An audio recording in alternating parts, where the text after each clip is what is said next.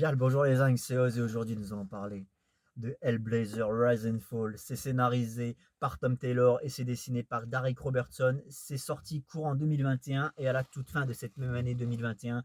Pour ce qui concerne la VF chez nos amis d'Urban Comics collection DC Black Label, avec des bouquins beaucoup plus larges que les autres, ce qui fait que les couvertures dégueulent dans ta putain de bibliothèque. Mais tant pis, c'est pas grave. Ça coûte 15 balles, il y a 152 pages. C'est un one-shot, il n'y a pas besoin de lire quoi que ce soit d'autre pour comprendre ce qui se passe là-dedans. Donc ça, c'est plutôt cool. Un one-shot composé de 3 chapitres ou 3 livres. Voilà, on va dire livre, ça fait plus professionnel. L'histoire s'ouvre sur un monologue de John Constantine qui nous explique comment sa chère maman a donné sa vie en lui offrant la sienne, comment elle est morte en couche à la naissance de John, ce qui de ce fait va créer une relation conflictuelle entre son père et lui-même, puisque son cher papa, que voici, va toujours tenir pour responsable de la mort de sa femme, son fils, son propre fils. Et donc son père va se réfugier dans la clope, dans l'alcool et dans le football, en tout bon anglais qu'il est. Voilà, vous n'êtes pas sans savoir que John Constantine est un personnage britannique, tout comme son créateur Alan Moore. Et le jeune John, afin d'échapper à cette jeunesse déjà très violente, très rude, lui va se réfugier dans les sciences occultes et la magie noire. Et un soir, pas comme un autre, il décide de réunir deux de ses camarades de classe, la jeune et belle Aïcha ainsi que son meilleur pote, Billy, afin de participer à un rituel d'invocation. Alors on ne sait pas vraiment si John se sait capable d'invoquer des forces occultes, des démons, ou si ce n'est que du bluff pour se la péter devant ses potes. Hein. Quoi qu'il arrive, les choses tournent très très mal. Une tempête survient brutalement. Bam! La rivière à côté de laquelle il se trouve sort subitement de son lit et entraîne les trois jeunes gens. John et Aïcha vont réussir à s'en sortir indemnes, mais ce ne sera pas le cas du malheureux Billy. Pauvre petit Billy qui va connaître une fin funeste, un destin tragique, et dont le corps sera repêché quelques jours plus tard. Boum! Écran noir, ellipse. Plusieurs années plus tard. On ne sait pas vraiment combien, c'est pas précisé dans le bouquin, on imagine entre 20 et 30 ans qui s'écoulent durant cette ellipse. Et on va retrouver la jeune et belle Aïcha, toujours à Liverpool, qui est devenue flic. Qui est devenue flic. Hop, je vais vous la trouver. La voici. Et qui, en compagnie de son binôme Gary, que vous avez également sur cette page, va devoir enquêter sur une série de meurtres particulièrement glaucos qui survient à Liverpool. Voilà.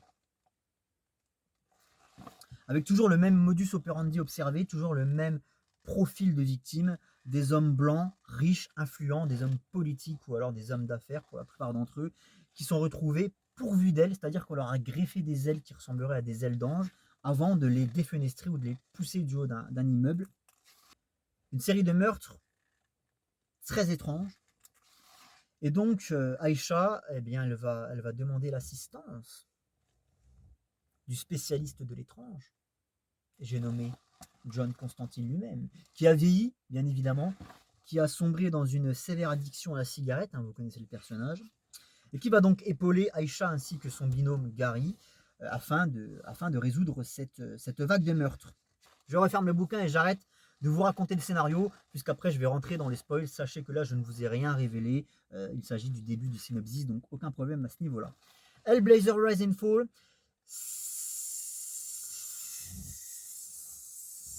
J'étais pas forcément chaud à la base pour vous faire une vidéo concernant cette lecture, puisqu'il s'agit ici d'une lecture somme toute très classique. C'est extrêmement classique, extrêmement banal dans ce que ça raconte et finalement dans la façon dont ça le raconte, dans la construction du récit. Il n'y a rien de suffisamment original ou marquant ou révolutionnaire pour que ça nécessite une vidéo. Mais quoi qu'il arrive, étant donné qu'il n'y a pas du tout de contenu sur la chaîne en ce moment, je me suis dit, allez, pourquoi pas. Je vais parler de ça parce que finalement, ça m'a quand même bien plu dans l'ensemble. Une fin un peu téléphonée, j'ai trouvé le dénouement final un petit peu cucu. mais ça n'a tout de même pas gâché le plaisir que j'ai pu avoir en lisant cette œuvre, qui est relativement bonne dans l'ensemble. Alors, très peu de personnages, c'est pas le but de nous présenter une horde de personnages et de les développer, très peu de développement de personnages également, c'est-à-dire qu'on ne fait que survoler finalement le passé de John sans jamais chercher à rentrer dans les détails, c'est pas du tout le but de ce récit, hein. Le personnage de John, pour ce qu'on connaît de lui, moi c'est un personnage que je ne connais pas énormément, John Constantine, puisque les seules références que j'ai à son encontre consistent en les quelques animés, hein, City of Demons ainsi que Justice League Dark, le film également, l'excellent film avec Keanu Reeves que je vous recommande si vous ne l'avez pas encore vu. Mais voilà, j'ai pas encore lu de Hellblazer à proprement parler. Je vais remédier à ça très bientôt puisque j'ai la saga de Garth Ennis qui m'attend à la maison et j'ai très hâte d'en découvrir davantage sur cet univers. Mais voilà, de l'image qu'on se fait de John Constantine en général, ça me paraît relativement respecté, hein. On a un mec qui fume clope sur clope, case après case, toujours vêtu de son imperméable et de sa cravate rouge. Voilà, il a un putain de style, un putain de charisme, John Constantine. Et il se rend toujours, d'une manière ou d'une autre, responsable de toutes les saloperies qui lui arrivent et qui arrivent à ses proches. Ce qui est beaucoup plus problématique pour le coup. Et il parvient toujours à s'en tirer en exploitant les gens qui l'entourent, en les utilisant. Et c'est ça que je trouve assez fort avec ce personnage. Donc au niveau de sa personnalité, je pense qu'il est respecté vis-à-vis de ce qu'avait fait Alan Moore à la base et du personnage de la série Hellblazer, hein. Voilà. Qu'est-ce que je peux dire de plus? C'est violent. C'est pas forcément malsain, mais c'est quand même violent dans le sens où ça charcute. Voilà, il y a des démembrements, il y a du sang, il y a des décapitations. Voilà, donc ça y va pas avec le dos de la cuillère à ce niveau-là. Donc c'est pour cette raison que ce n'est pas une lecture à mettre entre toutes les mains. C'est pas pour les gamins, clairement, hein. À la base, Constantine, avant qu'il arrive dans l'univers mainstream d'ici avec les New 52 en 2011, était un personnage du label Vertigo, un label beaucoup plus adulte, beaucoup plus mature. C'est pour cette raison qu'il y a toujours ce caractère très violent dans les histoires qui le mettent en avant. Qu'est-ce que je peux dire? C'est un scénario très concis.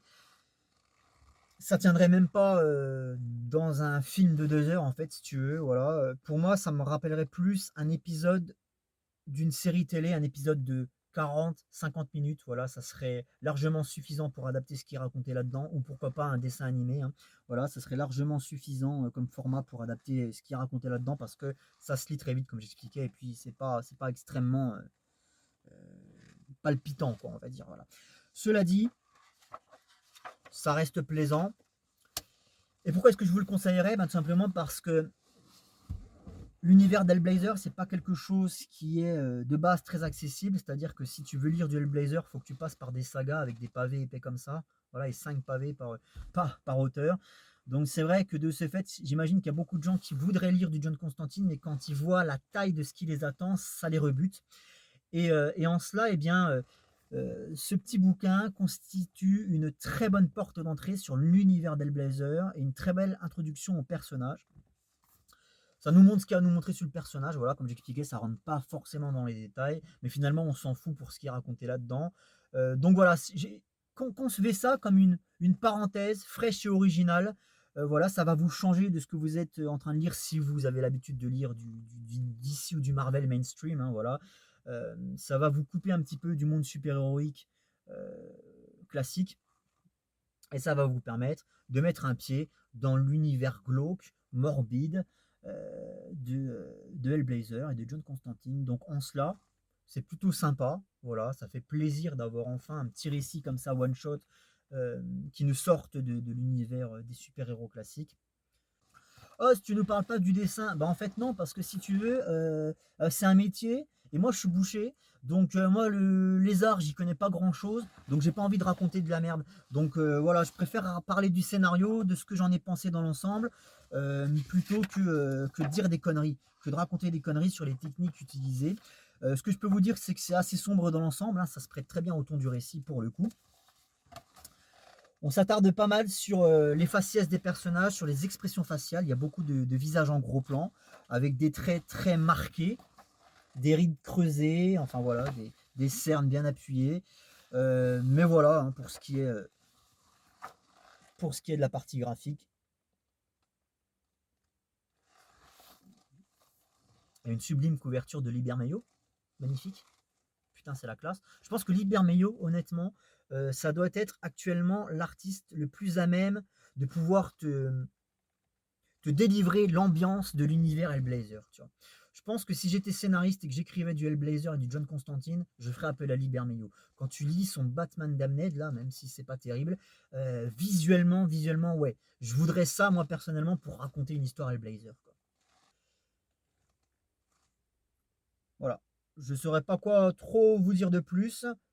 Alors après, ça coûte 15 balles. Est-ce que ça les vaut? Au niveau de la qualité du récit, oui, c'est pas suffisamment mauvais pour valoir moins que ça, même si c'est pas non plus éblouissant comme j'expliquais. Après, pourquoi je suis dubitatif sur la somme à verser? Bah, tout simplement parce que c'est très court, ça se lit en 2 heures. Voilà, 12 euros m'aurait paru plus légitime comme somme plutôt que 15. Mais bon. Hellblazer Rise and Fall, pourquoi pas? Voilà. Ciao les zincs.